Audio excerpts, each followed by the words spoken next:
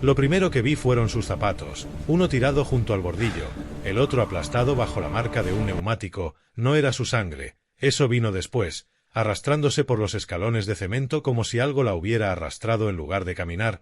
No se suponía que debía ver a mi esposa así, las piernas torcidas, la mirada atravesándome como si ya se hubiera ido. Y todo por $200 que ni siquiera sabía que debía. Dale like al vídeo, suscríbete para más giros de traición y comenta desde dónde nos ves, tu ciudad o tu país. Cuando has pasado años liderando operaciones encubiertas en desiertos de los que nadie habla, aprendes una verdad: no puedes huir de lo que te espera en casa. Me llamo Adrien y esa noche aprendí que mis guerras nunca estuvieron en el extranjero, estaban dentro de mi propia casa. El hospital olía a metal y a lluvia. Recuerdo el parpadeo de las luces fluorescentes sobre la cama de Hila, el pitido de las máquinas luchando por su respiración. El médico habló de fracturas, traumatismos, ligamentos destrozados, pero yo no escuché nada. Mi mente se congeló en una sola frase: usaron un bate. Miré sus piernas vendadas, pesadas bajo el yeso, ambas suspendidas por cables. Mi esposa, la misma mujer que una vez bailó descalza en nuestro porche después del 4 de julio, ahora paralizada de las rodillas hacia abajo. Cuando llegó la policía lo llamaron un robo que salió mal, pero yo conocía el ritmo de la violencia. Aquello no fue caos al azar. Fue control dirigido. Alguien quería que ella estuviera aterrorizada pero viva. Eso es un mensaje, no un crimen. Señor, si recuerda algo, con quien haya estado en contacto, empezó a decir un agente. Asentí, pero por dentro ya sabía que estaban perdiendo el tiempo. Los civiles siguen pruebas, los soldados seguimos la intención. Y yo podía sentir la intención en cada uno de sus huesos rotos. Horas después, cuando todos se fueron, me senté solo junto a su cama. Las máquinas zumbaban y mi latido se sincronizaba con ellas. Firme, mecánico, su teléfono estaba en la mesilla. La pantalla rota se encendió con una sola notificación. Mason, ¿crees que puedes huir? Mason. Golpeó más fuerte que el propio mensaje porque era un nombre que ella había murmurado dormida meses atrás cuando creía que yo seguía destinado fuera. Lo dejé pasar, no debería haberlo hecho. Tomé el teléfono y empecé a deslizar. Mensajes medio borrados, fechas, pagos, un hilo que pasaba de cordialidad educada a promesas. Luego a miedo. Mason, me debes. Laya, no me avergüences. Laya, solo necesito unos días más. Mason, mañana o cobraré de otra forma. $200, $200, compraron esta pesadilla. Apagué el teléfono antes de que mis manos empezaran a temblar otra vez. Como soldado aprendes control, entierras la rabia, la embotellas, la usas, pero al verla allí, irreconocible, sentí que algo despertaba dentro de mí que había enterrado hacía años. Cuando por fin se movió, su voz sonó como papel mojado.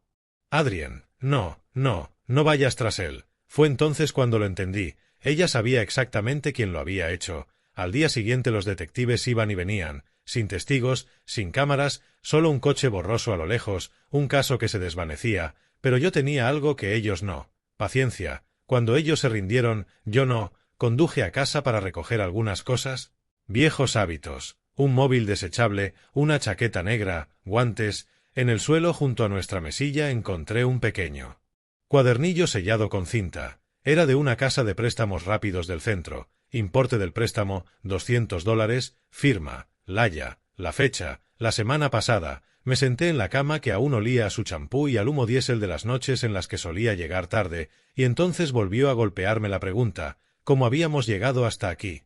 Ella nunca me habló de deudas. Teníamos ahorros, a menos que lo necesitara para algo que no podía decirme. Mi reloj militar marcaba las 0:20 cuando volví a encender su teléfono roto, y como si la oscuridad supiera lo que quería, se iluminó: llamada entrante, número desconocido. Respondí sin decir nada, y entonces escuché una voz que reconocí al instante, una voz que no temía al silencio, suave, segura, como la de alguien que ha roto demasiadas cosas como para importarle. ¿Dónde está Laya?, preguntó.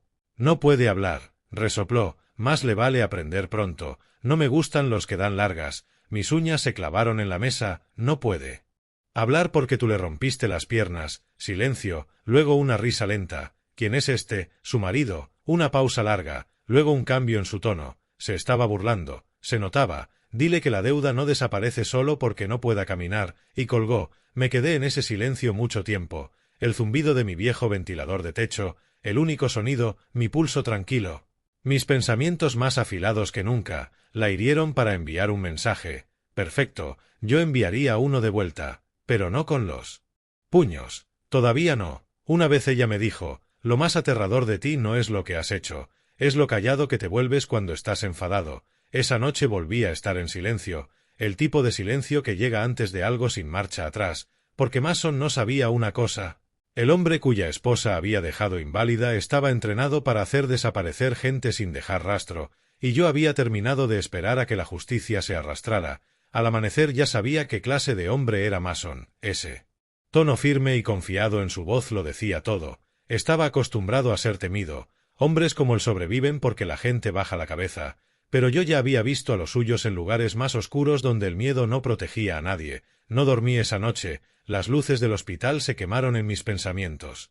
Cada pitido de los monitores sonaba como un reloj descontando el tiempo. Sabía lo que tenía que hacer y también sabía que una vez empezara no habría vuelta atrás. Al amanecer conduje hasta la oficina de préstamos, la misma del recibo bajo la cómoda de hila, dinero en minutos, el neón rojo parpadeaba, la puerta estaba abierta incluso antes del horario, señal de arrogancia o descuido. Dentro había un chico que apenas tendría 20 años. Placa con el nombre Félix, levantó la vista con desgana. Abrís temprano, dije en voz baja, al jefe le gusta así.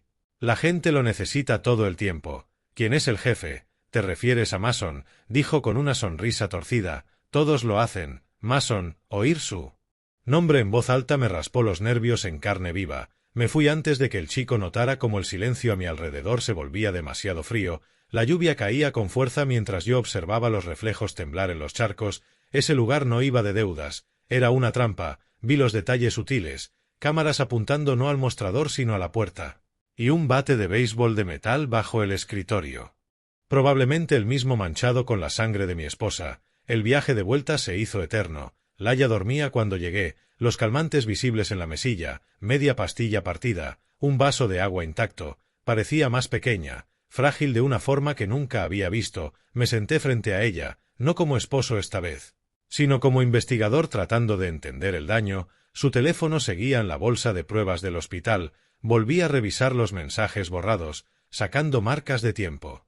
Fragmentos, patrones de miedo. El tono de Mason había cambiado con las semanas, de suave a cruel, de puedes confiar en mí a me perteneces. No era amor, era manipulación, un hombre encontrando una debilidad y exprimiéndola para controlarla. Más tarde esa noche llamó un detective. Dijo que no había pruebas suficientes para rastrear la agresión. Demasiados vacíos.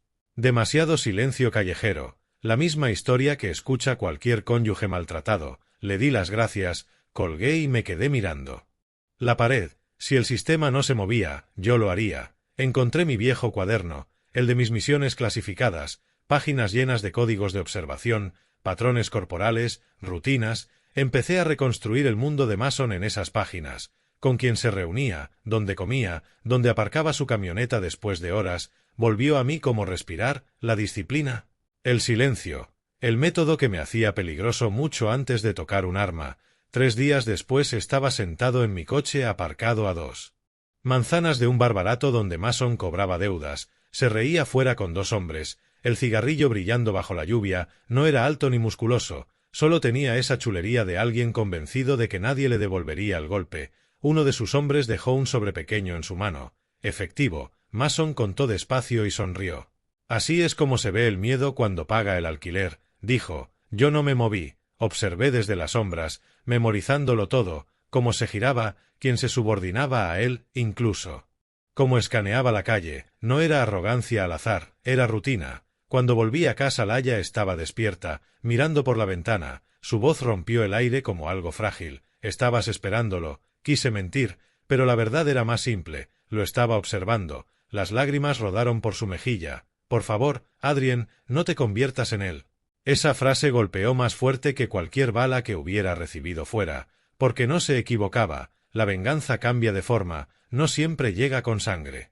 Llega con un silencio capaz de arruinar el mundo de un hombre desde dentro. A la mañana siguiente recibí un correo de un viejo contacto, alguien aún ligado a investigaciones internas. Adjunta venía una lista, empresas pantalla a nombre de Mason, fraude, blanqueo, cobros desaparecidos, y entre todas esas transacciones falsas encontré una que me heló.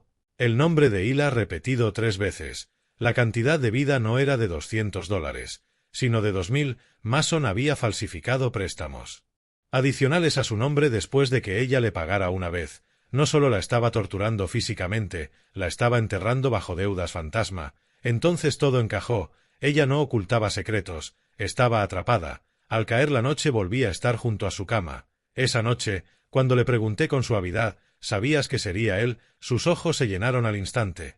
Sin duda, solo la verdad rompiéndose. Llamó esa mañana, dijo que si no me veía antes de las 6 vendría él mismo. Intenté huir y lo hizo.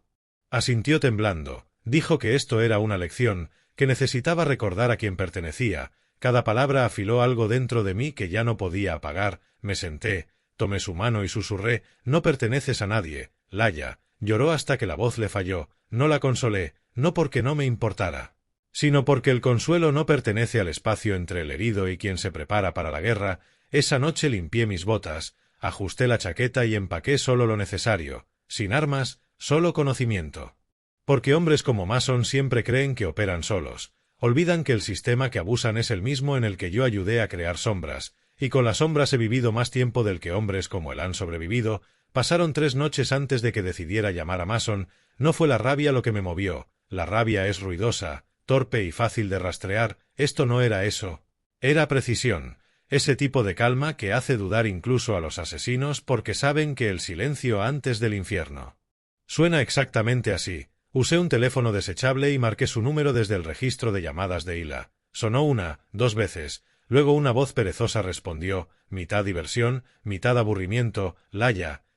No. Esa sola palabra cambió el aire. Hubo una pausa y casi pude oírlo inclinarse hacia el auricular. «¿Quién es? ¿Su marido?» Otra pausa. Luego un silbido bajo. «Así que al final te lo dijo». «No todo». Se rió suavemente. «Deberías haberla tenido más corta. Soldadito». Esa frase me dijo que no. Estaba adivinando. Lo sabía, o creía saberlo. Me quedé callado. Él se alimentaba del silencio. Hombres como él aman oír el eco de su propia confianza. «¿Crees que me asustas?», dijo sonriendo incluso a través de la estática. «He tratado con tipos peores». Ella habló de más y le rompieron las piernas. «Así funciona el mundo. No te pongas sentimental», y colgó. Me quedé en la cocina a oscuras sosteniendo el teléfono hasta que murió el tono. Mi reflejo en la ventana parecía el de alguien que no reconocía. El rostro vacío, la mirada firme, sin emoción en la superficie. El soldado estaba regresando. A la mañana siguiente desaparecí socialmente, sin llamadas, sin amigos, sin charlas con vecinos. Le debía a Laya algo mejor que el duelo. La venganza no era el propósito, la justicia sí. Empecé a ensamblar el mapa. El local de préstamos era solo la fachada. La operación real salía de una sala de billar cerca de los muelles. Pasé 2 días observando el lugar, aparcado lo bastante cerca como para olerla comida frita del bar. Cada noche anotaba modelos de coches, matrículas, caras. Mason tenía un equipo, 5 hombres fijos, 2 flotantes, en su mayoría exconvictos, del tipo que trabaja por favores más que por dinero. La tercera noche llegó una camioneta negra. Mason bajó riendo con un policía de paisano. Esa imagen decía más que cualquier prueba. Protección. Por eso nadie hablaba. Mason no temía ser atrapado. Era parte del sistema. Yo necesitaba información, del tipo que solo el miedo arranca. A un hombre. Así que esperé. Ese viernes el conductor de Mason, un tipo llamado Grant, salió solo después de medianoche. Lo seguí por callejones húmedos hasta que paró en una tienda para comprar cigarrillos. El momento fue perfecto cuando se metió junto al contenedor para encender uno. Yo ya estaba lo bastante cerca como para que sintiera mi aliento antes que mis palabras. «Date la vuelta despacio». Se quedó helado. No metió la mano en el bolsillo. «Listo. ¿Qué quieres?» «La rutina de Mason», dije, «y si mientes lo sabré». Algo en mi tono debió decírselo. Sus hombros se movieron nerviosos mientras fingía calma. «Mueve dinero del muelle cada semana. Cajas marcadas como suministros. Tiene policías cubriendo los muelles. ¿Qué noche? Lunes. Siempre lunes. Eso es todo». «Sí, tío. Eso es todo». Lo observé un segundo más calibrando la verdad y luego lo dejé allí temblando con el mechero aún a medio accionar. Sin sangre, sin gritos. Solo silencio y miedo. A veces es suficiente. El lunes por la tarde estaba listo. Los muelles estaban más tranquilos de lo normal. El viento marino mezclado con gasóleo y óxido. Me moví entre contenedores como lo había hecho 100 veces fuera. Los viejos instintos volvieron solos, no por nostalgia, sino por memoria muscular, vi a Mason a 20 metros. Gafas de sol, chaqueta vaquera, confianza irradiando como colonia barata, supervisaba a dos de sus hombres descargando cajas en una furgoneta mientras reía. Me quedé junto a unos palés escuchando. Así es como el negocio se mantiene limpio, les dijo. Pagas a una placa, asustas a 3 deudores y el flujo sigue. Su risa era fácil, sin culpa. Eso era lo peor. Ni siquiera recordaba que ella hubiera pagado. No di un paso al frente. Todavía no. Memoricé cada cara, cada vehículo, cada punto débil. Porque cuando desmontas a alguien poderoso no golpea su cuerpo, golpea su control. Más tarde esa noche llamé a Kim, el detective. Kim había hecho 2 misiones conmigo antes de cambiar el fusil por la placa. ¿Estás seguro de que quieres que entre en esto? Preguntó tras escucharme. No quiero refuerzos. Quiero ojos que sepan qué partes de este mundo podemos romper sin despertar a los abogados. Suspiró. Camina sobre un alambre fino. Adrien, esto no es una guerra. Es lo mismo, dije, solo más silencioso. Nos reunimos en un restaurante de carretera. Trajo un sobre, copias de transferencias financieras de Mason, suficiente para sugerir corrupción, no para probarla. Está limpio en papel, murmuró, deslizándolo. Pero entre nosotros sabemos que eso significa que la suciedad está más honda. Asentí, mi cabeza ya estaba llena de planes, aunque una parte de mí seguía preguntándose cuán metida estaba realmente Hila en todo esto, que más usó Mason antes de que empezara la violencia. Cuando llegué a casa la encontré despierta otra vez, temblorosa pero alerta, la televisión apagada, las noticias murmurando de fondo. Me miró y dijo: solía venir aquí cuando estabas destinado. Me quedé quieto. Le dejaste. Al principio era solo charla, facturas, arreglos de la casa, luego ofreció ayuda que no pedí. Su respiración se aceleró. Sabía cuando no estabas. Decía tener amigos que revisaban permisos militares. Empezó a presionarme. Decía que le debía cada visita. ¿Cogiste dinero? Dije en voz baja.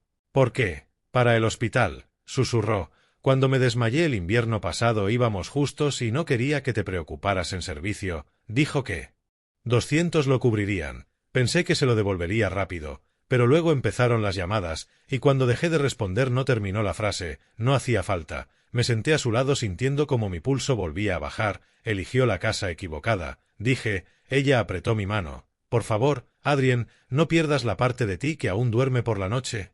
Pero el sueño me había abandonado semanas atrás. A la mañana siguiente envié un mensaje a Kim. Sigue los envíos del muelle, yo me encargo del resto.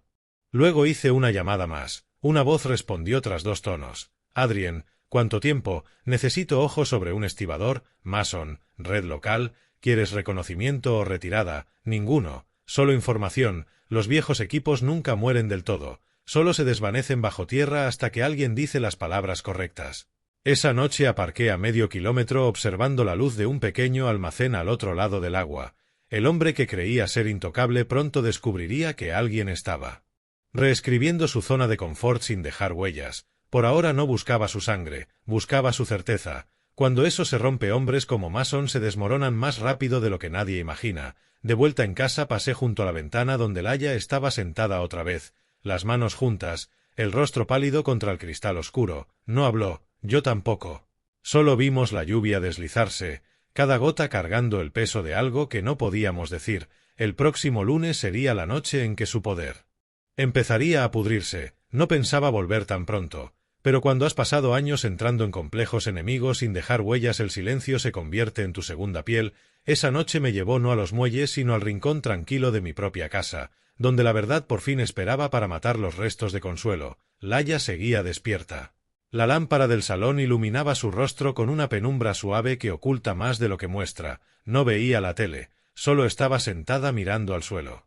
Un sobre pequeño abierto sobre la mesa con nuestra foto de boda dentro. Levantó la mirada al verme, sin sorpresa, solo cansancio. «Has estado fuera», dijo. Estaba averiguando qué escondía Mason. Se estremeció al oír su nombre. «Adrien, por favor, no vuelvas a ir tras él». Me senté frente a ella en silencio un momento. El aire pesaba como una verdad que se negaba a quedar enterrada. «Tienes que contármelo todo». Hila negó con la cabeza. «No quieres oírlo. Quiero oírlo de ti, no de lo que dejó en tu teléfono». El silencio fue más largo que muchas noches de despliegue. Por fin habló, plana, sin emoción, como conteniéndose para no romperse. Cuando estabas fuera la primavera pasada el banco congeló nuestra cuenta, la factura de la cirugía, negaron la cobertura, intenté arreglarlo, nadie ayudó. Entonces Mason apareció en el café donde trabajaba. Dijo conocer a alguien que podía prestarme dinero, sin revisar crédito, sin preguntas, sus ojos se fueron a la ventana como si aún lo viera allí. Al principio fue amable, decía ayudar a la gente a levantarse, no sabía quién era en realidad, empezamos a escribirnos por los pagos, luego empezó a aparecer tarde, a esperar fuera, a decir cosas, ¿qué tipo de cosas? Miró a otro lado, cosas que ningún marido debería oír de otro hombre, me quedé inmóvil, la mente de un soldado sabe cuándo moverse y cuándo aguantar. Continuó con la voz temblorosa, dijo que le debía más que dinero, que quería algo que no podía darle, cuando llamabas desde la base. Intentaba sonar normal, no quería distraerte, pensé que podría arreglarlo sola, se le cortó la respiración, la noche que vino por el dinero quiso que me fuera con él, me negué, entonces llamó a sus hombres, la habitación quedó en silencio, solo el zumbido lejano del frigorífico y sus sollozos suaves, miré la foto en la mesa, cuando ella sonreía sin miedo. Hacía toda una vida, me dijo que si alguna vez te lo contaba, susurró, lo matarías, dijo que eras un asesino entrenado, por eso me callé todo este tiempo, cerré los ojos un instante, no por culpa, sino para contener la tormenta que crecía dentro, estaba entrenado para separar emoción de acción, pero esto no era guerra, era una violación, deberías descansar. Dije levantándome despacio, ella atrapó mi mano. ¿Qué vas a hacer? Voy a asegurarme de que nunca vuelva a tocar a otra esposa. Antes de que pudiera responder, me giré y salí bajo la lluvia. Esa noche no conduje lejos, solo hasta la colina que domina el pueblo, las luces abajo parpadeaban bajo nubes mojadas, la tienda de préstamos, el bar, el mundo de Mason respirando como si no pasara nada. Saqué el teléfono y le escribí a Kim, está usando la deuda como cebo para mujeres, cúbrele el rastro, yo expondré el resto. A la tarde siguiente, Mason se descuidó, llevó su camioneta al mismo bar, a la misma hora, con el mismo patrón, esperé a 2 calles y luego lo seguí a distancia cuando se fue, no se dio cuenta de que unos faros marcaban el ritmo con sus luces traseras hasta el motel junto a la autopista. A través de la lluvia lo vi reunirse con alguien en el aparcamiento, una mujer de unos 30 y tantos, nerviosa, con un sobre pequeño en la mano, se lo entregó, él contó el dinero, le tocó el brazo, dijo algo que la hizo encogerse, otra víctima, distinto nombre, la misma trampa. Lo grabé todo, matrículas, marcas de tiempo, fotos, lo suficiente para darle a Kim algo más que sospechas. En casa, Laia dormía, me quedé un momento junto a su puerta, escuchando el sonido suave de su respiración, el sonido de una mujer intentando encontrar paz dentro de un dolor que no pidió.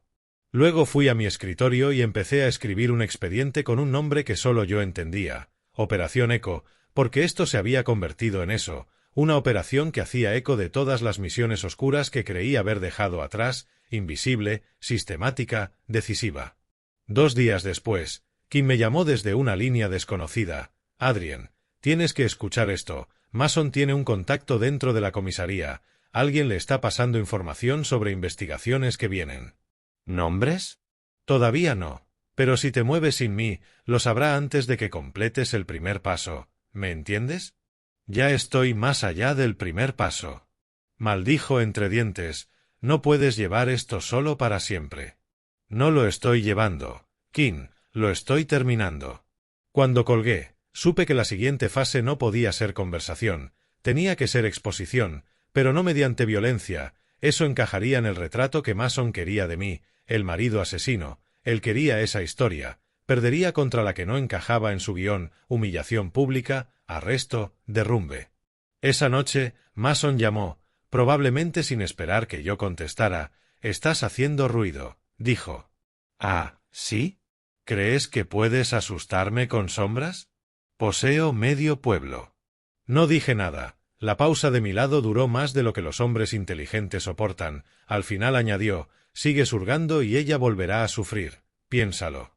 Fue la última frase que dijo antes de que yo colgara, y en ese momento entendí que todavía no me temía. Eso tenía que cambiar. A la mañana siguiente llamó el médico de Laia. Dijo que su recuperación tardaría al menos 6 meses antes de que pudiera volver a ponerse en pie, quizá toda una vida para caminar sin dolor. Ella se quedó en la cama escuchando en silencio, Luego me miró con una sonrisa tenue, rota. Siempre pensé que el dolor tenía un límite, dijo. El dolor no lo tiene, respondí, la gente sí. Cuando volvió a dormirse, escribí otra entrada en eco, nombres, fechas, números de banco y una palabra arriba, en tinta gruesa, extracción, porque Mason aún no lo sabía, pero el suelo bajo sus pies estaba a punto de colapsar. Una semana después, Kim me entregó su propio archivo, informes confidenciales sobre policías que habían perdido dinero de pruebas sin marcar. Cada vez el rastro conducía a la nómina de Mason, el sistema que construyó con miedo se estaba agrietando. Se le veía agotado, bajó la voz. ¿De verdad quiere seguir adelante con esto? Ya no es venganza, dije, es limpieza. Frunció el ceño, pero no discutió. Entonces hazlo bien. Me deslizó un segundo sobre. Dentro había una tarjeta llave de uno de los trasteros de seguridad de la ciudad. Esto no te lo di yo. Ese es el plan, dije. Esa noche la dejé bajo mi reloj en la encimera. Laia durmió en paz por primera vez. La lluvia contra la ventana sonaba casi suave. Ella no sabrá lo que viene, pensé, y Mason tampoco lo verá venir, porque a veces el hombre más silencioso de la habitación ya está reescribiendo el destino a puerta cerrada. Amaneció frío y gris, de esos que mantienen al pueblo callado más de lo normal. Vi la niebla arrastrarse por la calle desde nuestra ventana, el café intacto a mi lado. Cada gota de lluvia fuera parecía un recuerdo golpeando el cristal, misiones, mentiras, rostros enemigos, fantasmas que había enterrado. Esta vez la misión no la ordenaba ningún gobierno, era mía. Pasé 2 décadas aprendiendo a desmantelar redes desde dentro, moviéndome por desiertos, ciudades, lugares que no existen en el papel. Ese entrenamiento no se olvida, vive en tus huesos como instinto. Yo creía que volver a casa lo silenciaría, pero a veces el hogar se convierte en el nuevo campo de batalla. Al mediodía ya había revisado cada archivo que Kim dejó. La huella de Mason estaba por todas partes. Cuentas offshore, propiedades bajo empresas pantalla, identidades robadas, pero lo que me llamó la atención no fue el dinero, fue una lista de nombres, mujeres, cada una ligada a registros de préstamos personales. El patrón encajaba con el caso de Hila demasiado perfecto. No solo cobraba dinero, estaba cobrando vidas. Usé la tarjeta que me dio Kim y fui a un trastero cerca del sur de la ciudad. La sala era pequeña, sin ventanas, solo paredes de cemento y el zumbido de las luces fluorescentes. Dentro había cajas metálicas selladas apiladas con orden, pruebas que había desviado de viejos casos, armas, rastreadores, equipo cifrado. Elegí solo lo que importaba, un pequeño set de micros de vigilancia, un dron desechable y guantes negros lo bastante finos para trabajar con tacto. No era tiempo de matar, era tiempo de recopilar. Esa tarde volví a caminar el perímetro del almacén de Mason, contando patrones, cámaras, horarios de camiones, turnos de vigilancia. No me acerqué, solo observé lo suficiente hasta ver llegar a Mason en su camioneta. Una mujer bajó del lado del copiloto, bolso apretado contra el pecho, la cabeza gacha. Él le levantó la barbilla con la mano antes de entrar. Ese gesto mínimo, posesión disfrazada de encanto, terminó de sellar la decisión. El soldado en mí volvió a vivir, pero no el que dispara primero, el que planea 6 movimientos por delante. En casa, Laia vio el cuaderno viejo abierto a mi lado, códigos y bocetos por toda la página. ¿Qué es eso?, preguntó en voz baja. Es solo mi forma de pensar las cosas. Le temblaron las manos. No vas a hacerle daño, ¿verdad? No, solo voy a hacer que se vea.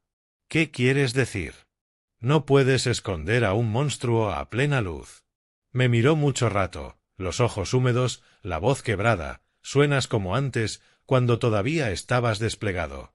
No estoy frío, Laia, dije en voz baja, estoy concentrado. Ella apartó la mirada. Ese silencio dolió más que cualquier pelea, pero no discutí, la quería a salvo, aunque nunca me perdonara lo que venía. El primer movimiento llegó el jueves. Coloqué un micro bajo la barra del bar de Mason cuando el local estaba vacío, el tiempo entre rondas de patrulla, el código de entrada anulado, un trabajo que a un civil le llevaría 20 minutos a mí me llevó 3. Ese micro captaría conversaciones, las que él creía que no importaban. Luego seguí a su banquero, Preston, un hombre blando con zapatos caros, Paraba en el gimnasio cada noche a las 9, dentro de su taquilla. Después de que se fuera, dejé un pendrive con fotos borrosas de informes de las últimas víctimas de Mason, sin nota, solo prueba de que el círculo se estaba agrietando. Gente como Preston se rompe cuando oye a la conciencia rascarle el sueño. Para el sábado por la mañana, la ciudad zumbaba distinto. Las redes de susurros se encienden más rápido de lo que crees. Alguien había filtrado las prácticas de cobro de Mason a un periodista local. Los titulares aún no lo nombraban, pero en pueblos pequeños todos conocen la sombra detrás del rumor. Esa noche Mason apareció en el muelle furioso. Con prisa, gritó a sus hombres, golpeó cajas hasta que una se abrió y los billetes se desparramaron por el suelo mojado. Yo miraba sin ser visto desde un tejado oscuro. Su rabia aún no era miedo, era confusión, esa confusión que florece justo antes del terror. Al día siguiente, Kim me escribió una sola frase: lo que sea que estés haciendo, está funcionando, pero te está buscando. Yo no paré porque Mason todavía no se había roto de verdad. En casa, Laia estaba inquieta, el peso de la culpa no la dejaba dormir. Sigo viendo su cara cuando cierro los ojos, susurró esa noche. No necesitas verlo nunca más, dije. Pero tú sí. Eso la dejó muda, no quedaba nada que explicar. A la tercera semana de vigilarlo, entré en la oficina de préstamos de Mason justo antes de cerrar. El chico, Félix, levantó la vista cansado. ¿Tú otra vez? Sonreí apenas. ¿Crees que puedes mandarle un mensaje a tu jefe? Se burló. ¿Me estás amenazando? No, dije. Solo dile que Adrien le da las gracias por el préstamo. Lo entenderá. Se le borró la sonrisa. Salí antes de que encontrara palabras. Esa noche Mason volvió a llamar. «Tienes valor para aparecer en mi edificio», dijo. «¿Quieres que me ría o que te mueras?» Ninguna. Entonces, ¿cuál es tu jugada? Quiero que estés lo bastante preocupado como para dejar de dormir. ¿Y por qué iba a importarme? Porque la gente a la que pagas para protegerte ya dejó de contestarte las llamadas. Colgué antes de que respondiera. Al amanecer, Kim se presentó en casa, sin avisar, tenso. Adrien, escucha, encontraron un cadáver anoche. Uno de los tipos de Mason le cortaron el cuello cerca del muelle. Yo no estaba allí. Lo sé, dije. Me miró el tiempo suficiente para leer lo que no dije. Ten cuidado, te estás acercando a un hombre sin nada que perder. Entonces estamos iguales. Esa tarde conduje más allá de los límites de la ciudad. A veces la distancia le da forma al pensamiento. Los de la calaña de Mason siempre son previsibles. Esa es su debilidad. Ahora se pondría a la defensiva. Intentaría recuperar control con violencia otra vez, quizá a través de Laia, quizá a través de quien sustituyera su miedo. Decidí el siguiente paso, la fase de desmontaje, un golpe psicológico, sin balas, sin moratones, solo derrumbe. Las cuentas bancarias de Mason estaban atadas a Fundaciones Pantalla. Una transferencia silenciosa a una cuenta federal restringida señalaría actividad de blanqueo a los auditores. Usé el acceso remoto a la identidad de Preston a través del pendrive que planté antes. En menos de una hora su fundación, Opelink, parecía una tapadera de fraude marcada. Cuando saltaran las alertas no tardaría 2 días en que las agencias empezaran a rondar. Kim frenaría lo que pudiera, pero Mason sentiría el suelo temblar rápido. A medianoche volví a mirar a Laia una vez más. Dormida bajo el zumbido tenue de la luz, remendada a base de agotamiento, le aparté un mechón de pelo de la cara. No se movió. De pie allí entendí que cada plan que había dibujado se sostenía en una sola verdad. Esto ya no iba de venganza, iba de darle un tipo de seguridad que no dependiera de cerraduras, policía o rezos. Tenía que ganarse invirtiendo el miedo contra el depredador. Fuera volvió la lluvia, constante y fría. Me quedé largo rato escuchándola, dejando que el soldado en mí guiara al hombre que aún esperaba poder ser cuando todo terminara. A Mason le gustaba usar el miedo para controlar, ahora yo usaría el miedo para borrarlo. Durante 2 días seguidos, el imperio de Mason tembló por grietas que no podía rastrear. Sus hombres susurraban, su banquero desapareció y sus cuentas de fundación se congelaron de la noche a la mañana. Culpó a todos menos a sí mismo. Yo no tuve que tocarlo. El sistema que construía a su alrededor ya le estaba cortando el aire que respiraba. Pero la corrupción no muere en silencio. Primero grita. La mañana del tercer día, Kim llamó. «Lo hiciste», dijo, los auditores federales entraron en su empresa pantalla esta mañana, la gente de Mason está quemando archivos. ¿Y los policías de su nómina? Algunos están huyendo, otros fingiendo que siempre fueron los buenos. Pero Adrien, escucha. ¿Qué? Hay algo peor. Mason no solo incriminaba gente con deudas, tejió lazos con jueces, concejales, incluso con esposas de policías, posee secretos, no solo favores. Si cae, cae la reputación de medio pueblo con él. Eso explicó por qué seguía sin ser arrestado. Hay poder que no se sostiene en dinero, se sostiene en silencios compartidos por demasiadas bocas. Colgué y me quedé mirando el viejo teléfono de Hila sobre el escritorio. Aún quedaban fragmentos borrados en la memoria, mensajes medio corruptos que Mason creía haber eliminado. Trabajé sobre ellos, descifré marcas de tiempo y entonces encontré una nota de voz aún oculta en una copia de seguridad. Su voz sonó, arrastrada por la arrogancia. ¿Crees que Adrien va a salvarte? No es un héroe. Es un desastre con uniforme, o me mata o lo encierran a él. De cualquier forma, yo gano. Grabó eso justo después del ataque, se lo envió a uno de sus hombres, prueba de que jugaba con nosotros como piezas de ajedrez. Oírlo no me enfadó, me aclaró todo. Ganar era su adicción, romper a la gente no le bastaba, necesitaba que lo vieran ganar.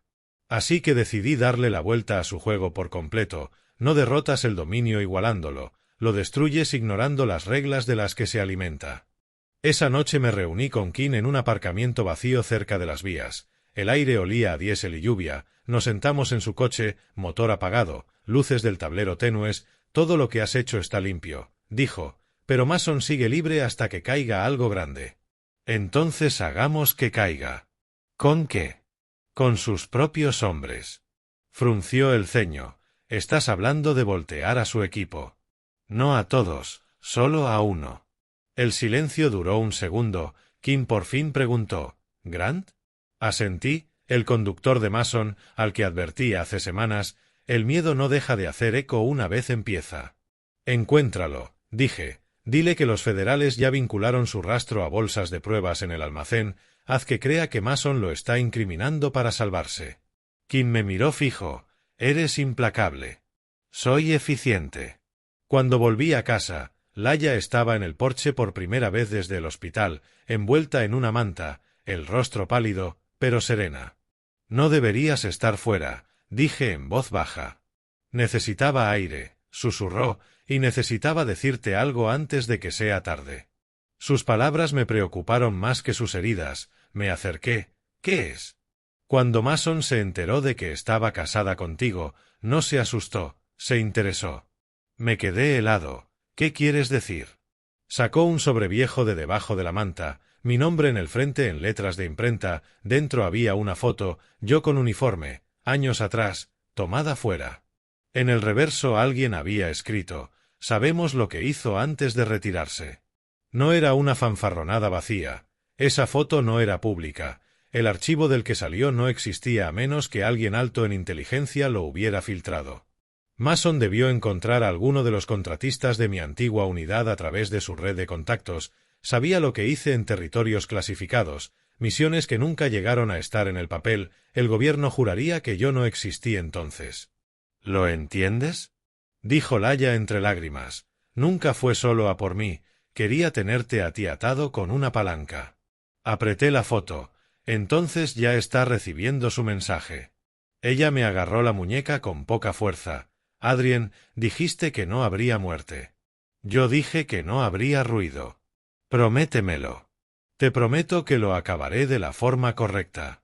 Me soltó, pero vi la duda en sus ojos.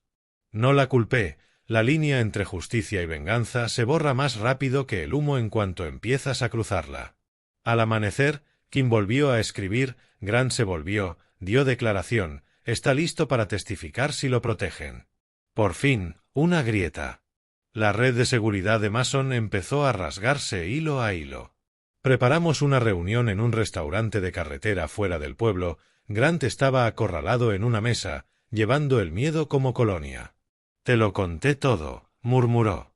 Mason guarda todos sus libros reales en un disco privado dentro de la caja fuerte de su oficina. Códigos de dígitos al azar, los cambia cada semana. Solo él y una mujer lo saben. ¿Quién? Pregunté. Bajó la mirada. Tu esposa. El mundo se encogió hasta un solo latido. Estás mintiendo. Ella estuvo allí una vez antes de que todo se pusiera mal. La vi abrirle esa caja fuerte. Él dijo que estaba ayudando a arreglar papeles antes de que tú volvieras a casa. No tenía sentido hasta que recordé la foto rara que encontré semanas atrás, su sonrisa forzada a su lado. Se me heló el estómago. Mason la obligó. Claro que lo hizo. El chantaje funciona mejor cuando lo montas para que parezca una alianza. Grant se fue con la cabeza gacha. Kim no dijo nada mientras mirábamos la lluvia salpicar la ventana. A veces el silencio pesa más que las palabras. Esa noche volví a revisar el viejo teléfono de Hila, buscando marcas de tiempo del día que mencionó Grant. Y sí, había un archivo de vídeo corto, pero estaba cifrado. Lo descifré usando mis viejas claves de algoritmo militar. La imagen parpadeó, granulada. Laia le entregaba a Mason una carpeta mientras él metía la mano en la misma caja fuerte que describió Grant. Al final, Mason le puso la mano en el cuello, inclinándose cerca. Ella se quedó rígida. Él sonrió a la cámara y dijo, «Sonríe para tu marido». Apreté el teléfono hasta casi romperlo. No era rabia. Era un control tan pesado que te sacude por dentro. Mason no solo era brutal, era metódico, orquestaba humillación junto al miedo. Así se mantienen poderosos los abusadores. Pero ese vídeo también significaba prueba. Le envié el clip a Kim con una sola línea, filtíralo cuando el libro contable quede expuesto. Luego me fui. En trabajo encubierto aprendes que algunas misiones requieren paciencia hasta que el momento se derrumba solo. Ese momento llegó 2 noches después. El almacén de Mason estaba casi vacío, menos guardias, y su ego suelto porque corrían rumores de que las investigaciones se estaban atascando. Entré por la puerta de servicio, la cerradura saltó con un pin de entrada que había clonado del teclado de la puerta de la camioneta de Grant. Dentro, el aire apestaba a aceite y sudor. Había archivos tirados por el suelo de la oficina. Mason estaba allí, furioso, rebuscando en los cajones. No se suponía que nos encontráramos tan pronto, pero el destino rara vez lee planes. Levantó la vista despacio. «Has tardado lo suficiente. Así que me esperabas». Dije, «Esperaba que fueras más listo». Soltó una risa. «Me arruinaste las cuentas, el nombre, los tratos. ¿Crees que eso arregla lo que hizo tu esposa?» «Ella no arregló nada», dije acercándome. «Casi me quiso», sonrió, «tú solo eras un fantasma en su casa». No le pegué. No hablé. Solo lo miré hasta que su sonrisa se marchitó. Luego, sin decir una palabra, me di la vuelta hacia la puerta. Eso lo confundió más que cualquier cosa que pudiera haber dicho. «¿Qué? ¿Ya está?», gritó. Miré por encima del hombro. «No, pronto entenderás a qué sabe la justicia». Y me fui porque no necesitaba matarlo, ya lo había enterrado en todo lo que él mismo construyó. Por la mañana, cada clip, cada libro, cada confesión golpeó a la prensa local. La cara de Mason cubría las noticias. Investigadores del FBI sellando sus muelles. El nombre de Kim ligado al éxito del caso. Y 2 palabras simples repitiéndose en cada titular: depredador expuesto. Cuando volví a casa, Laia estaba esperando. También había visto las noticias. «¿Se acabó?», preguntó. «Casi», dije, «pero tú no lo sabías». «Sangre». Sus ojos se llenaron de algo parecido al alivio, mezclado con una tristeza demasiado honda para las palabras. «¿Qué pasa ahora?», susurró. «Ahora», dije suave, «ahora dejamos que la podredumbre termine de pudrirse». El imperio de Mason se estaba derrumbando, pero yo sabía que un hombre como él no se rendiría en silencio. Los depredadores nunca mueren limpio, arañan hasta el final. 2 semanas después de la exposición empezaron a flotar rumores por el pueblo, que estaba fuera bajo fianza, alguien poderoso la había pagado, no era sorpresa ni miedo, era política, seguía protegido, vivo y peligroso.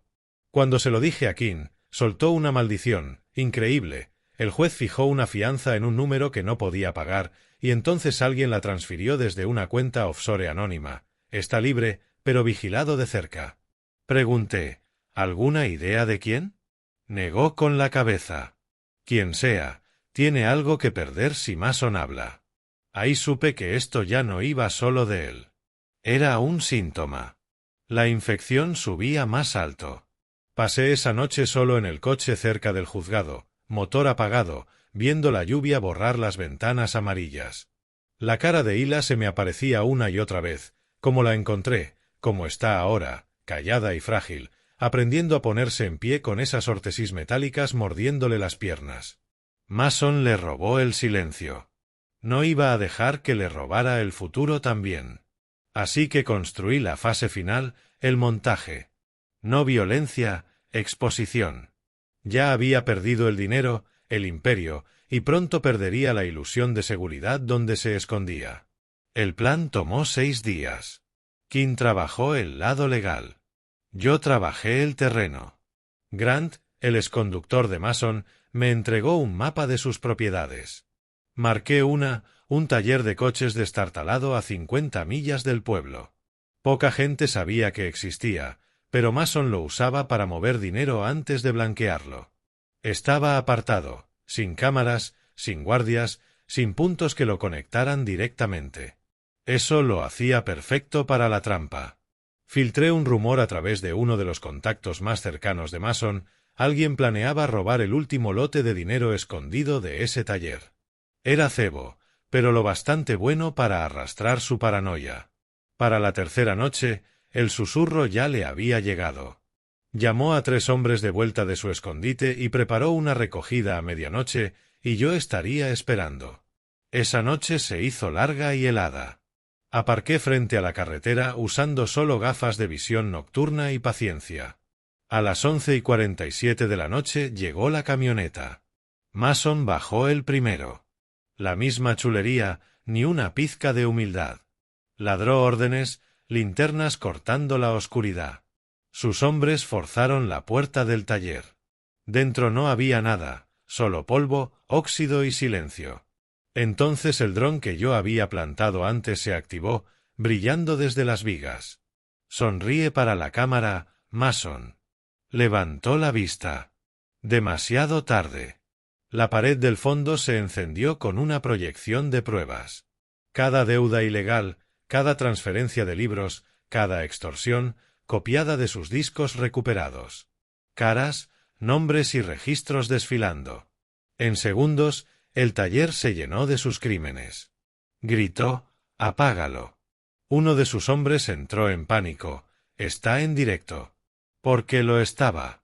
Directo al departamento de King. La rabia de Mason rompió el poco miedo que aún quedaba en los suyos.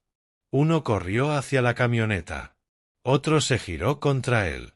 «Dijiste que habías borrado todo esto». Él escupió, «Lo hice». No me vio detrás hasta que el eco de mis botas sonó sobre el cemento. «Parece que los dos montamos buenas trampas», dije. Se giró, los ojos abiertos, el arma medio sacada. Yo no parpadeé. Me acerqué lo suficiente para que viera todo en mis ojos, cada cicatriz, cada pérdida, cada muerte silenciosa de años de violencia controlada, contenida una última vez. «¿Querías posesión, Mason?», dije bajo. «Ahora cada cara que compraste te posee a ti». Dudó, las manos temblándole en la empuñadura. Yo solo lo miré. Y entonces, a lo lejos, estallaron sirenas. Destellos brillantes llenaron las ventanas. El timín de King, tan preciso como prometió. Los ojos de Mason fueron al sonido y volvieron a mí, la indecisión escrita en la cara. «Por lo que vale», dijo con una sonrisa torcida, «hiciste buen trabajo, deberías haber estado en mi negocio». «Lo estuve», respondí. «La diferencia es que yo siempre termino lo que empiezo». Se rió una vez, hueco, nervioso, pero se le cortó rápido cuando las luces rojas inundaron la sala. Los agentes entraron como una oleada. King fue el primero, arma en mano pero sereno. Mason Cade, queda detenido por fraude, extorsión, agresión y conducta indebida ligada a corrupción de funcionarios públicos. Di un paso atrás, dejándolos cerrar el círculo. Mason se quedó quieto bajo las luces parpadeantes. Esta vez no peleó, solo me miró con esa misma sonrisa vacía. «Esto no termina conmigo», murmuró. «Lo sé», dije, «pero termina para ella». Lo empujaron hacia el coche patrulla, las luces pintándole la cara de azul y rojo mientras se lo llevaban. A la mañana siguiente conduje directo al centro de rehabilitación donde Laia estaba aprendiendo a caminar otra vez. Estaba junto a la ventana, la terapeuta a su lado, las órtesis apretadas alrededor de las piernas. Sus pasos eran pequeños, inseguros, pero cuando me vio sonrió entre lágrimas que no eran solo dolor, eran todo lo que habíamos luchado por recuperar. «Se acabó», dije suave. Ella se desplomó en mis brazos murmurando, «No, está empezando». Tenía razón, porque ahora venía la misión más lenta de todas, reconstruir lo que quedaba de nosotros. Más tarde esa tarde, Kim llamó. «Está encerrado, pero hay ruido en el sistema. Alguien alto, el que pagó su fianza, quizá no se quede callado». «Me lo esperaba», dije. «¿Vas a tirar del hilo?» «Todavía no. Las raíces del enemigo no siempre están hechas para arrancarlas, a veces se pudren mejor a la luz. Suenas como un hombre montándose su línea de salida». «Ya la escribí». Hubo silencio al otro lado. Luego Kim preguntó en voz baja, «¿Estás bien?» «Lo estaré». Colgué y miré el horizonte. Por primera vez en meses, no llovía. Laia salió despacio, las órtesis tintineando sobre la madera del porche. Me miró y susurró, «Sabes que esto no ha terminado de verdad, ¿no?» «Lo sé», dije rodeándole los hombros con un brazo. «Pero esta noche fingimos que sí». Y por un solo momento, fingir se sintió lo bastante real como para respirar. Pensarías que un hombre como Mason se apagaría en silencio una vez esposado, pero algunos demonios están hechos para ser más ruidosos que las prisiones. 2 semanas después de su detención, empezaron a correr voces, testigos retractándose, archivos retrasados, errores raros en el sistema, intentando enterrar la verdad. Alguien seguía protegiéndolo desde las sombras. Kim me llamó una noche, la voz tensa de incredulidad. «Adrien, el caso de Mason acaba de ser reasignado. Tribunal Superior, registros sellados, este tipo de tirón no ocurre sin músculo serio». Miré el cigarrillo sin encender entre mis dedos, dejando que el silencio se estirara. «Tiene a alguien poderoso alimentándolo». «¿Quién?» «Eso es lo que intento averiguar», dijo Kim, «pero si esto sigue así, volverá a salir. Deberías mantenerte al margen antes de que se vuelva político». «¿Político?» Esa palabra era veneno. La había visto arruinar más vidas que las balas. Me recosté en la silla escuchando el zumbido del ventilador. Fuera el trueno rodaba lento sobre el pueblo, como esperando que algo se rompiera. Quizá me estaba esperando a mí, porque yo no iba a dejar que su historia terminara en un juzgado sellado. Los siguientes 3 días volví a desaparecer. Sin teléfono, sin contacto con nadie, ni siquiera con Laia. Ella creía conocer lo peor de lo que yo era capaz. Pero esta vez no iba de peligro. Iba de inteligencia. Descubrí por mis viejos canales que el hombre tras la protección de Mason era el juez Victor Hall, un nombre que ni quien se atrevía a poner en informes. Reputación impecable, donante militar, conectado a programas locales de reinserción, programas por los que Mason blanqueaba dinero. Si Hall caía, toda la telaraña se partía. Así que tomé la decisión que una vez me rompió, volví a activarme. Usé los mismos sistemas sombra que juré destruir al dejar la fuerza, VPN imposibles de rastrear, rastreadores GPS desechables, cifrado de móviles de usar y tirar. En horas tenía la rutina de Hall. Vivía como si fuera su propia ley, exacto, repetitivo, intocable, restaurantes, reuniones, la misma hora cada semana. La noche anterior a su próxima reunión aparqué frente a su oficina privada del centro. La lluvia golpeaba el parabrisas con fuerza, los relámpagos cortando el cielo como arañazos viejos de película. Con los prismáticos lo vi hablando con una mujer de traje, alguien familiar. Acerqué el zoom. Era la antigua fisioterapeuta de Laia, Fiona. Por un momento mi mente no lo conectó. Luego encajó. El pago que Mason había hecho a su clínica cuando Laia fue por primera vez. Otra pieza moviéndose 3 casillas solo para mantenerme ciego. No me moví, no hablé, ni respiré fuerte. El cuadro se armó solo. Fiona trabajaba para la red de rehabilitación de Hall, reclutando a exconvictos para limpiar casos de corrupción bajo su control. El caso de Laia había sido usado para limpiar el rastro de Mason. Los dos la aplastaron para la máquina de Hall.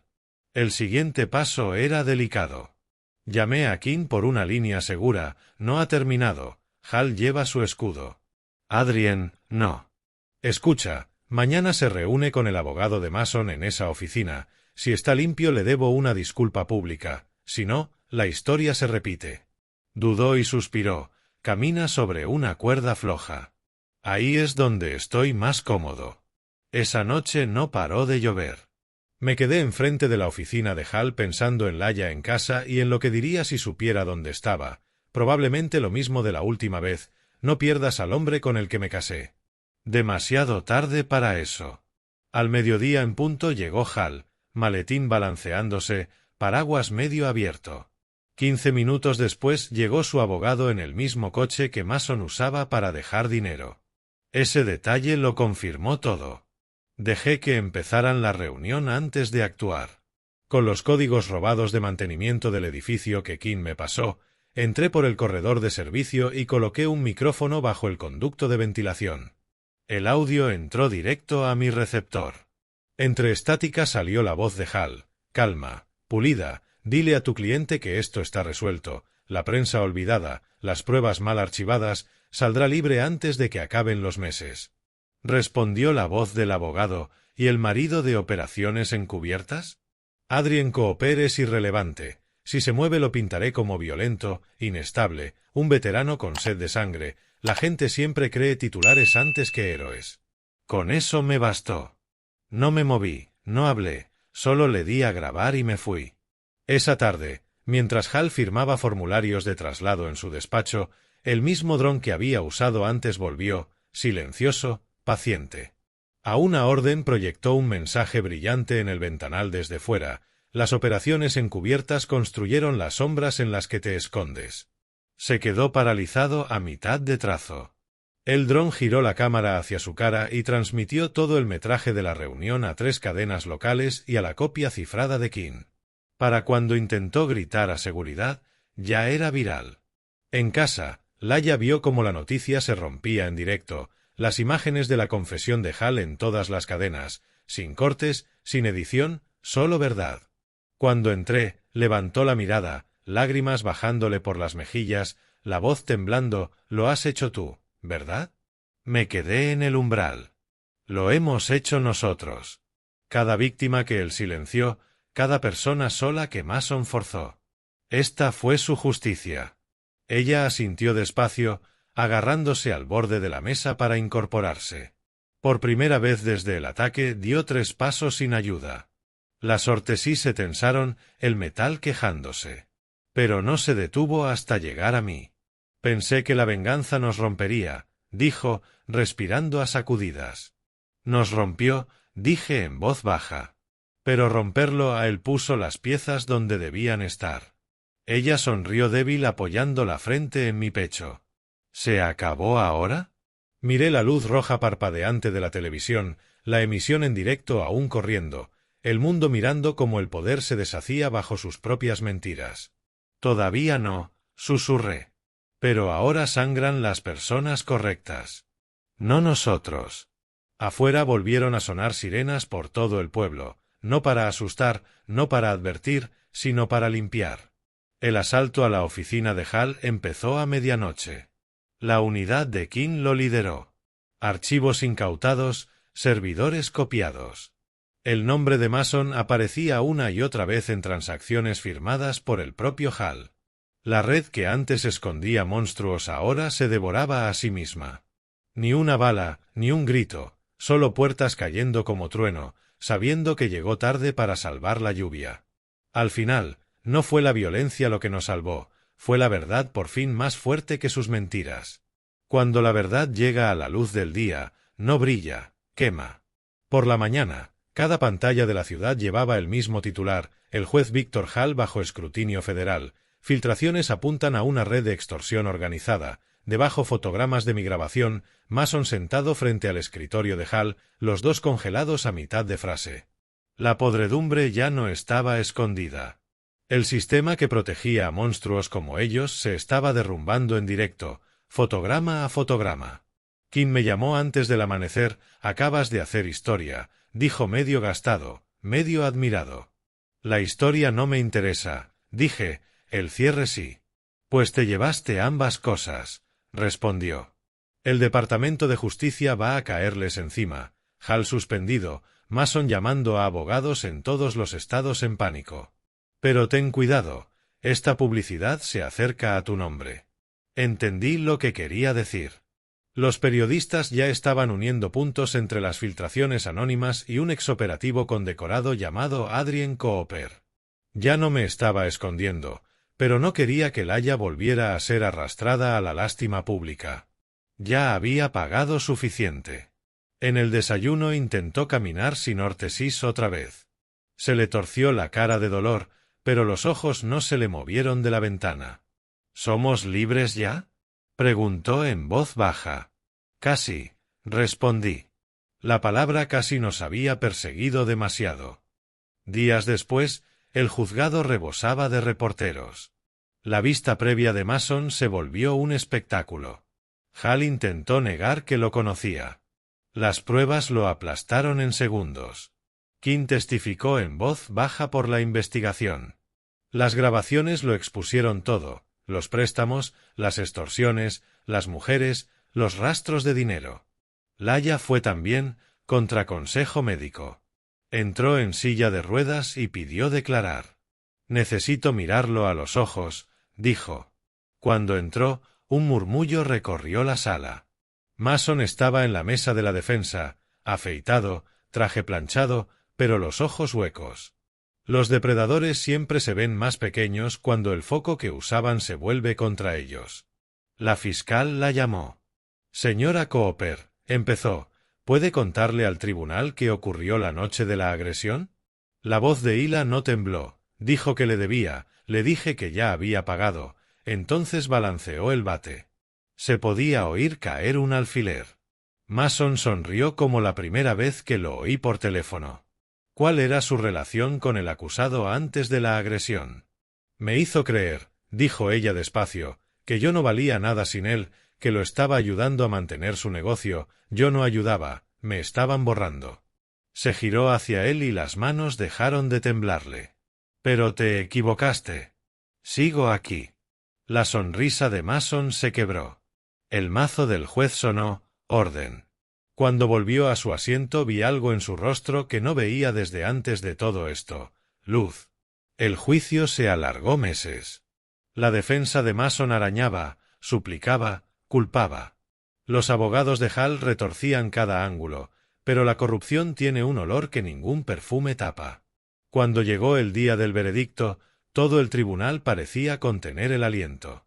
Culpable de 22 cargos federales por extorsión, conspiración y agresión agravada. Las palabras cayeron como trueno lejano. Hall bajó la cabeza. Mason buscó mi mirada. Yo no aparté la mía. Él sonrió otra vez. Solo que esta vez se le veía la máscara temblar por debajo.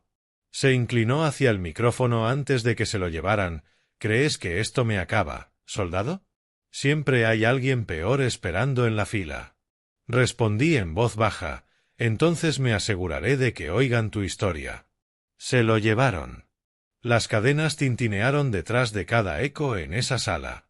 Afuera los reporteros nos rodearon. Kim cubrió a Laia de las cámaras. Ella sonrió con educación y susurró, sin entrevistas.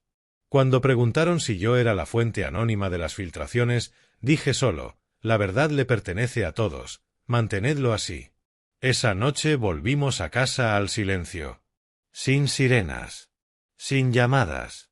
La casa se sentía extraña, sin miedo llenando cada esquina. Me senté con Laia en el porche. Las nubes se iban al este, dejando una franja fina de oro en el cielo. Ella se movió en la silla de ruedas, la expresión lejos. Dijeron que podría apelar, murmuró. Lo hará, dije. Pero esta vez su ruido no importará. Ella suspiró. A veces desearía que nada hubiera pasado, que siguiéramos siendo solo nosotros. La miré, de verdad la miré.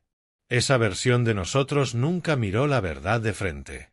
Esta la sobrevivió.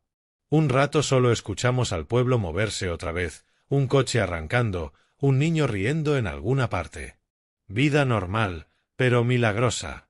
Entonces apareció Kim. Subió al porche y dejó la placa y el arma sobre la barandilla. Pensé que debía saberlo. Mañana lo trasladan. Custodia Federal, otro estado. Bien, dije. Él sonrió apenas. Hiciste lo que la mayoría de agencias no pudieron en 10 años. Solo que no puedes contárselo a nadie. Yo nunca quise el mérito. Ya, dijo en voz baja, mirando de reojo a Hila, se nota. Solo espero que sanéis tan rápido como luchasteis. Se fue sin decir nada más. Cuando la noche se asentó, Laia se acercó en la silla y apoyó la cabeza en mi hombro. ¿Crees que gente como él alguna vez deja de existir de verdad? No, dije. Pero ahora hay algo más fuerte. ¿Qué? Las pruebas. Ella soltó una risita entre lágrimas, esa risa que suena a alivio. No sería el final de nuestra historia, pero sí el comienzo de una que por fin tenía sentido. Por primera vez, la oscuridad que nos seguía no se sintió infinita, se sintió terminada. La luz de la mañana se coló por las cortinas finas por primera vez en meses, tocando las paredes como un recuerdo que vuelve a casa. El polvo parecía dorado, flotando en esa luz, la casa tan quieta que hasta respirar se sentía sagrado. Habían pasado 8 semanas desde el veredicto. 8 semanas largas, raras, tranquilas, en las que la vida por fin volvió a sonar como vida. Las muletas de Laia descansaban junto a la ventana. Ya caminaba pasos cortos, a veces con ayuda, a veces testaruda, sola. Cada tropiezo no era un fracaso, era una prueba. La misma mujer que una vez gritó de dolor estaba aprendiendo otra vez a adueñarse de su cuerpo, de sus decisiones, de su nombre. Y cada vez que levantaba la vista después de caminar unos metros sola, yo veía algo más fuerte que la fuerza, veía desafío cosido con gracia. Pasé esas semanas arreglando la casa vieja, pintando paredes, ajustando puertas, plantando verde otra vez donde las malas hierbas se habían adueñado. No intentaba borrar lo ocurrido, solo quería darle un paisaje donde el dolor no rebotara en cada rincón. La gente del pueblo dejó de susurrar. Los juicios, las confesiones, el ruido político, todo se fue apagando. El departamento de Kim se volvió más limpio. Hal y sus aliados fueron recibiendo sus condenas, uno por uno. Y Mason desapareció del mundo como una interferencia mala cortándose a mitad de transmisión. Dijeron que el transporte de prisión volcó en una carretera mojada por la lluvia. Sin supervivientes. Kim me lo contó una tarde, en voz baja, sin indicios de juego sucio. No pedí detalles. Hay finales que se escriben solos, y no cuestionas una puntuación que encaja demasiado perfecto. Esa noche me senté fuera, solo. El patio olía a hierba húmeda. El cielo estaba lleno de nubes lentas, pesadas por la lluvia del día. Dentro, oía a Laia tararear algo suave, en paz. Por primera vez en mucho tiempo, dejé caer la guardia. El soldado en mí se cayó. Ya no escaneaba sombras. Ya no medía pasos. Yo no estaba hecho para la paz. Pero, de algún modo, la paz me encontró igual. Cuando Hila se unió a mí, traía 2 tazas de café, sonriendo apenas mientras bajaba los escalones con esfuerzo. Me moví para ayudarla, pero negó con la cabeza. «Déjame». Llegó al porche sin problema y se rió al dejar las tazas en la barandilla. Una risa pequeña, real, limpia. «¿Te has enterado?», dijo, por Mason. Asentí despacio. Sigo buscándolo en mi interior. «¿Sientes algo?». Lo pensé un rato. Ni alegría, ni pena, solo silencio. Silencio bueno o malo. Del que no duele. Miró el horizonte. Entonces quizás sea suficiente. Nos quedamos ahí mucho rato sin decir nada, viendo cómo el viento movía las hojas. Al rato volvió a hablar.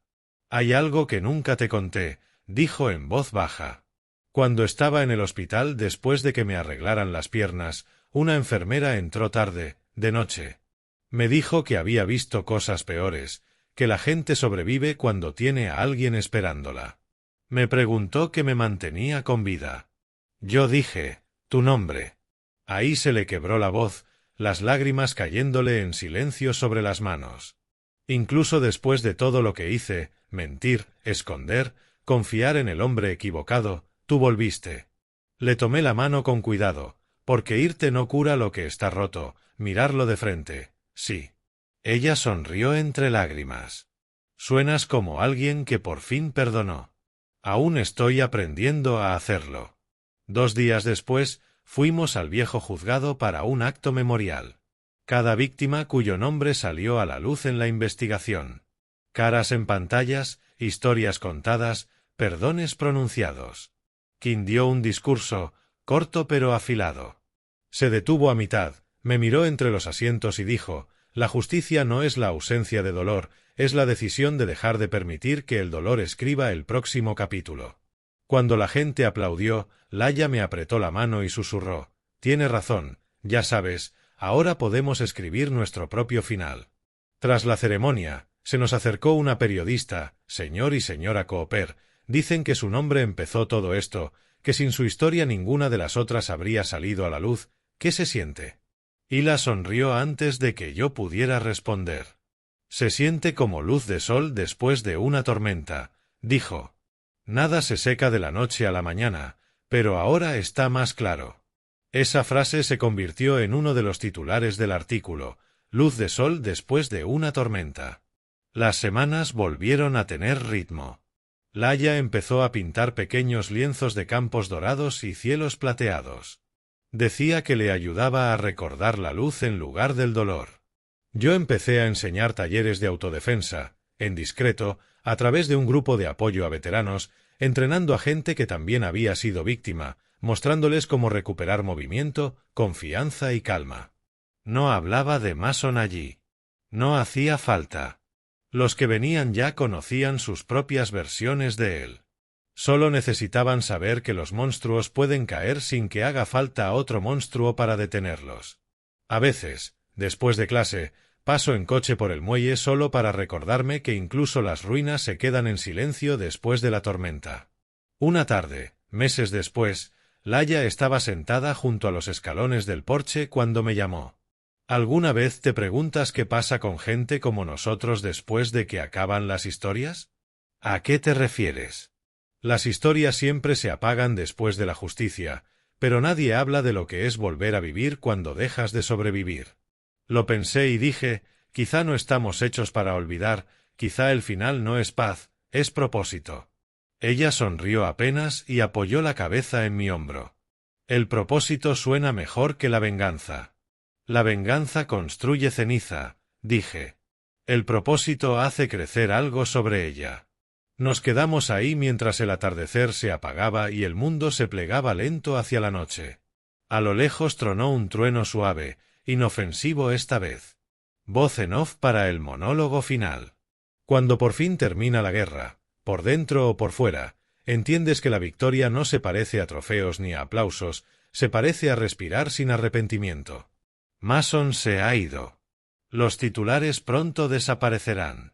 Pero la lección se queda. Siempre hay alguien mirando en silencio, construyendo valor a partir del dolor. Y cuando ese valor por fin se levanta, ningún imperio de miedo aguanta contra él. Eso no es venganza. Eso es resolución. Si me preguntaras a qué sabe la justicia, te diría que sabe a silencio, pesado y limpio, como el primer día después de la lluvia, cierre, enganche emocional o outro final, más llamada a la acción única para YouTube. Dime algo. Si alguien dañara a la persona que más amas, ¿elegirías venganza o perdón? Deja tu opinión en comentarios, los leo todos. Y dime también desde qué parte del mundo me estás viendo, tu historia, tu dolor, tu fuerza. Este canal existe por las voces detrás de esas pantallas. Si esta historia te tocó el corazón, dale like suave, no por números, sino para que yo sepa que lo sentiste. Suscríbete no a un canal, sino al coraje, porque vienen más historias reales, emocionales y trepidantes, construidas con verdad, cicatrices y redención. Nos vemos muy pronto en la próxima historia intensa de justicia y emoción, una que quizá cambie para siempre como ves la sanación. Hasta entonces, cuida tu mente, tu corazón y las partes silenciosas de tu historia que ha sobrevivido, porque esas son las partes por las que vale la pena luchar.